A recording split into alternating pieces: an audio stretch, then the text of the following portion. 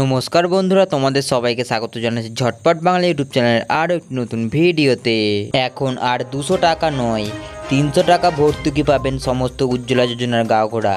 কিভাবে এই সুবিধা পাবেন, কিভাবে বা আবেদন করবেন, এই নিয়ে বিস্তারিত আলোচনা করব এই ভিডিওতে। ভিডিও সম্পূর্ণ টানা দেখবেন এবং যারা চ্যানেল নতুন আসেন অবশ্যই চ্যানেলকে সাবস্ক্রাইব করে পাশে থাকা বেল আইকন দেওয়া অপশনে ক্লিক করে দেবেন, কারণ আমাদের চ্যানেলে যখন নতুন আপডেট আসবে সর্বপ্রথম নোটিফিকেশন আপনার কাছে চলে যাবে। কেন্দ্রীয় সরকারের একটি প্রকল্প আছে, যে প্রকল্পে কেন্দ্রীয় সরকার দারিদ্র সীমার নিচে বসবাসকারী মহিলাদের 603 টাকা দিয়ে গ্যাসে 200 টাকা ভর্তুকি দিত।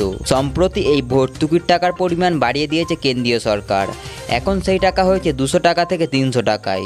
দরিদ্র সীমার নিচে বসবাসকারী মহিলারা যাতে অল্প টাকা দিয়ে গ্যাসের সুবিধা পেতে পারেন, সেই কারণেই কেন্দ্রীয় সরকার 2016 সালের 1 মে এই বিশেষ প্রকল্প চালু করেন। এই প্রকল্পের নাম হলো প্রধানমন্ত্রীর উজ্জ্বলা যোজনা। বর্তমানে বাজারে গ্যাসের দাম 903 টাকায়, আর উজ্জ্বলা যোজনা গ্রাহকদের 14 কেজি সিলিন্ডারের দাম লাগছে 703 টাকা। পরে মন্ত্রিসভায় একটি সিদ্ধান্ত গ্রহণ করা হয়, এখন থেকে 603 টাকায় দাম পড়বে গ্যাস সিলিন্ডারের। এখন 903 টাকা দিয়ে গ্যাস কিনলে ভর্তুকি পাবেন 300 টাকা।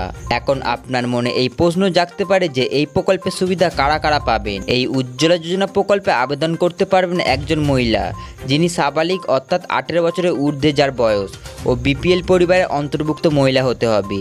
এছাড়াও ওই মহিলার অবশ্যই রেশন কার্ড থাকতে হবে। তবে জেনে রাখা ভালো, দুটি ক্ষেত্রে এই প্রকল্পের সুবিধা পাওয়া যায় না। এক্ষেত্রে অবশ্যই দুটো বিষয় মাথায় রাখতে হবে: আবেদনকারীর বয়স কমপক্ষে 18 বছরের কম হলে, অথবা এই পরিবারের অন্য কারো এলপিজি সংযোগ থাকলে এই পরিবার সুবিধা পাবে না। এবার জেনে নেওয়া যাক কিভাবে এই সুবিধা পাবেন। এই প্রকল্পে আবেদন করতে হলে প্রথমে উজ্জ্বলা যোজনার অফিসিয়াল ওয়েবসাইট pmuigov.in এর হোম পেজে যেতে হবে।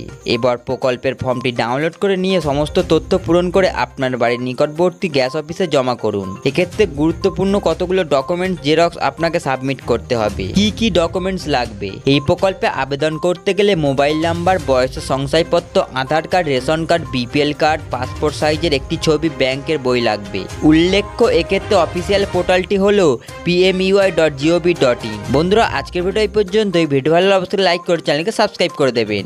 দেখা হচ্ছে পরের ভিডিওতে।